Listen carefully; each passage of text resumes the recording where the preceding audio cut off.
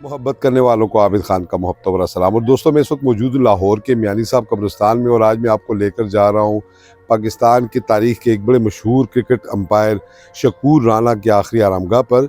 शकूर राना वैसे तो एक एवरेज खिलाड़ी थे, मगर वो बतौर क्रिकेट अंपायर बड़े मशहूर हुए। खुसूसन 1987 में इंग्लैंड के कप्तान माइक गैटिंग के साथ उनका जो तनाज़ा हुआ उसने आलमी सतह पर शोहरत हासिल की।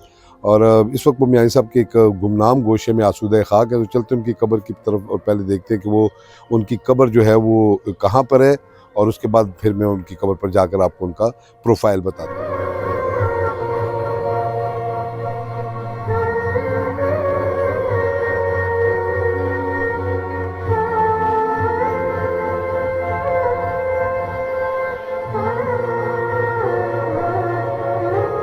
क्रिकेट को उमरा का खेल कहा जाता है। ये खेल सिर्फ बल्ले और गेंद का नहीं, ये फैसलों, किरदार और आसाब की जंग भी है। और जब बात फैसलों की हो तो तारीख में एक नाम हमेशा याद रखा जाएगा, अंपायर शकूर राना। जैन जी तो शायद शकूर राना के नाम और उनके कारनामों से ज्यादा वाकिफ न हो, मगर एक वक्त में शकूर राना अपने अटल फैसलों, कानून पर कारबंद रहने और अपने सख्त गिर मौकफ की वजह से पूरी दुनिया में मशहूर थे। आज की नौजवान नस्ल उनके भतीजे और मारूफ अदाकार मुअम्मर राना से तो जरूर वाकिफ होंगे, लेकिन आज की वीडियो मुअम्मर राना के चचा शकूर राना के मुतालिक है। शकूर राना 3 अप्रैल 1936 को अमृतसर में पैदा हुए। पाकिस्तान बनने के बाद ये घराना लाहौर मुंतकिल हो गया। वो पाकिस्तान की क्रिकेट टीम के एक खिलाड़ी और एम्पायर के तौर पर हमेशा याद रखे जाएंगे। गो के बतौर क्रिकेटर तो उनका कैरियर कोई इतना खास नहीं था, मगर बतौर एम्पायर उन्होंने पूरी दुनिया में अपना नाम रोशन किया। उन्होंने 18 टेस्ट मैचों में बतौर एम्पायर फराइज अंजाम दिए। खुसूसन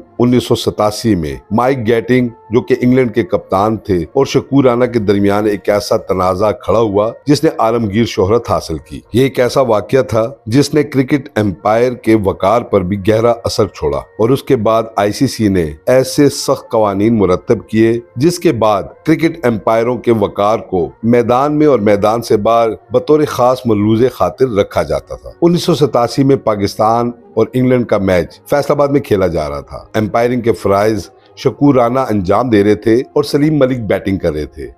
इस मौका पर शकूर राना ने देखा कि बॉल करवाते वक्त माइक गैटिंग ने फील्ड में तब्दीली की। उन्होंने बॉलर को वहीं रोक दिया और फिर वहां से माइक गैटिंग और शकूर राना के दरमियान तुंद और तेज जुमलों का तबादला हुआ। माइक गैटिंग ने शदीद बदतमीजी की, जिसके बाद शकूर राना ने यह मैच रोक दिया। उनका मौकफ था कि जब तक माइक गैटिंग माफी नहीं मांगते ये मैच आगे नहीं चलेगा। 2 रोज तक ये मैच न चल सका, और 2 रोज के बाद फिर इंग्लैंड क्रिकेट बोर्ड ने जब माइक गैटिंग को वार्निंग दी तो उन्हें तहरीरी माफी मांगना पड़ी। कहते हैं कि आम तौर पर अगर कोई खिलाड़ी एम्पायर के साथ बदतमीजी करता है तो वो सब्र तहम्मुल का मुजाहरा करता है, मगर शकूर राना ने उस दिन ये रवैया बर्दाश्त करने की बजाय फौरन सख्त रद्द अमल दिया। और फिर यहीं से एक रवायत शुरू हुई कि एम्पायर किसी भी खिलाड़ी का तज़हीक आमेज रवैया बर्दाश्त करना छोड़ गए, और यूं रफ्ता रफ्ता एम्पायर के वकार और इज्जत में इजाफा होता गया। गो के इस वाकये के बाद अमलन शकूर राना का कैरियर खत्म हो गया, मगर वो अपने असूल,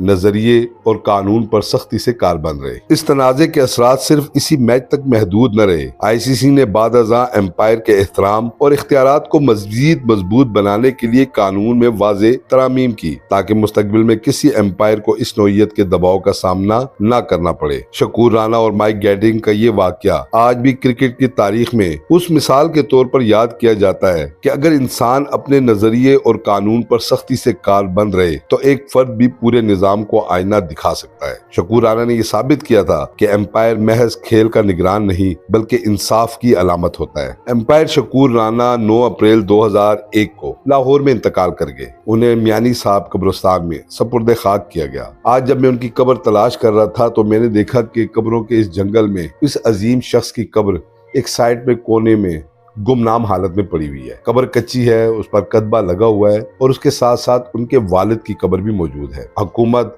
और उनके खानदान को ये चाहिए कि शकूर राना की कब्र को बड़ा वाज़े और बेहतर अंदाज में बनाया जाए, ताकि दूर से ही लोगों को पता चल सके कि ये वो शख्स है जिसने बैनुल-अक़वामी क्रिकेट में पाकिस्तान का नाम रोशन किया। हमारी दुआ है कि अल्लाह पाक एम्पायर शकूर राना समेत तमाम मरहूमीन की मग़फ़िरत फरमाए, और जो दोस्त ये वीडियो देख रहे हैं उनसे भी दरख्वास्त है कि वो इनकी बुलंदी दर्जात के लिए दुआ करें।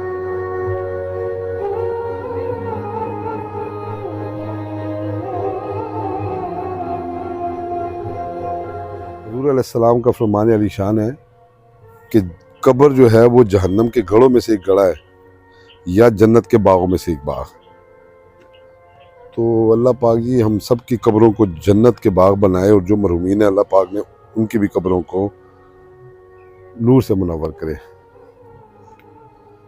अब ये देखें किसी पुराने वक्तों में बनाई गई दो खूबसूरत कब्रें, सुल्तान शहजादी और जो शायद 1963 में फौत हुई हैं।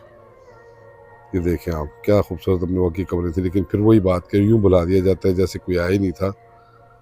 तो ये यूँ ही हैं जी कब्रें। शकूर राना साहब की कब्र की तरफ चलते हैं जी। अब आप खुद देख सकते हैं कि यहाँ से जाने का रास्ता भी नहीं है।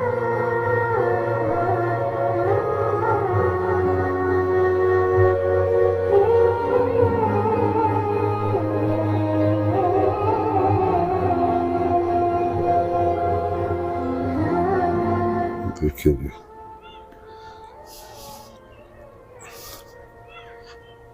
हम जा रहे हैं जी, अब करीब ये बिल्कुल ये ऊंचे नीचे रास्ते हैं जी।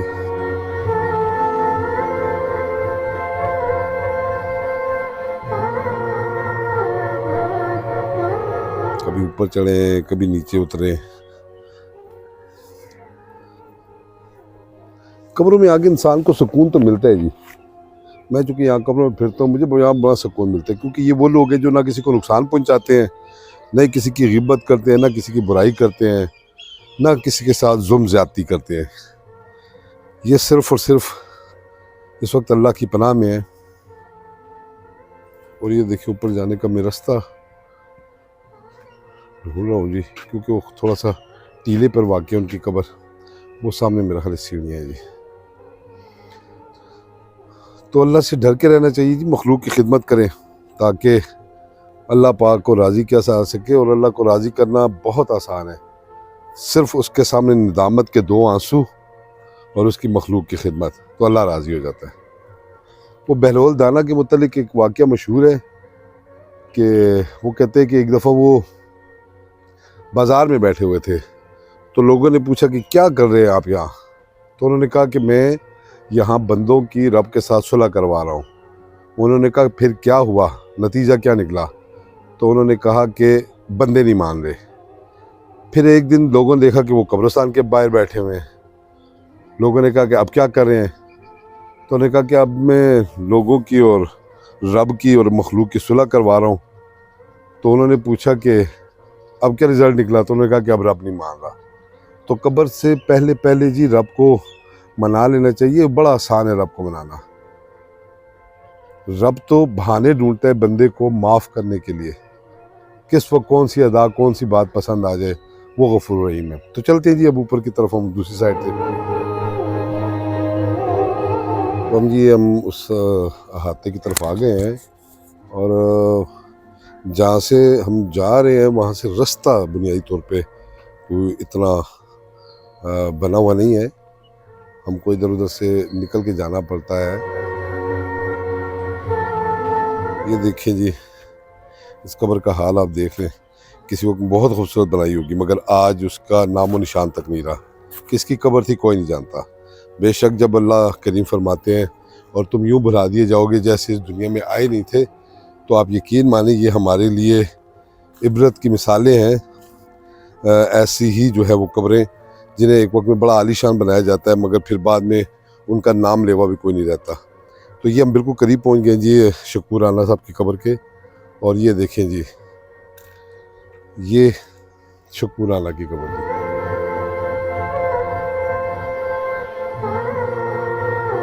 ऐसे गोशे में जहाँ तक पगडंडी भी आसानी से आपको नहीं मिलती आने के लिए, बड़ा आपको जो है वो मुश्किल से जो है वो कब्र ढूंढनी पड़ती है।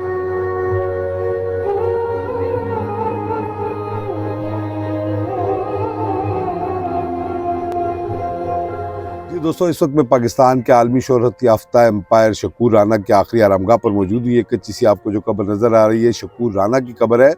और शकूर राना पाकिस्तान की तारीख़ के मशहूर तरीन क्रिकेट एम्पायर्स में शुमार होता है उनका। गो कि उनका अपना क्रिकेट कैरियर तो इतना इम्प्रेसिव नहीं था, मगर बतौर एम्पायर उन्होंने पूरी दुनिया में जो है वो एक इज़्ज़त और एक नाम कमाया। ख़ुसूसन 1987 में उनका जो तनाज़ा माइक गैटिंग के साथ हुआ, इंग्लैंड के कप्तान के साथ, उन दोनों के दरमियान का खासा जो है उस दिन ग्राउंड के ऊपर ही हंगामा राई हुई, जिसके बाद वो मैच ख़त्म कर दिया गया। इस वाक़ये ने जो है वो पूरी दुनिया में क्रिकेट के हवाले से एक सवालात खड़े कर दिए, और उसके बाद जो है वो यकीनन फिर एम्पायर्स को इतने इख्तियारात दिए गए कि कोई खिलाड़ी उसके साथ इस तरह आज तक दोबारा बदतमीज़ी न कर सका। क्रिकेट बोर्ड, इंग्लैंड के क्रिकेट बोर्ड के हुक्म पर माइक गैटिंग को तहरीरी माफ़ी मांगनी पड़ी और यूँ ये तनाज़ा ख़त्म हुआ। मगर बहरहाल जी, शुक्राना गो के बतौर क्रिकेटर तो वो कोई इतनी ख़ास कामयाबी हासिल न कर सके, मगर बतौर क्रिकेट अम्पायर उन्होंने नाम अपना जो है वो तारीख़ में रकम कर दिया। ख़ुसूसन माइक गैटिंग के साथ तनाज़े के हवाले से जितना दलेराना मौक़िफ़ उन्होंने इख्तियार किया था, उसके बाद यकीनन आने वाले जो दीगर अम्पायर होंगे वो भी इनकी पैरवी करते होंगे।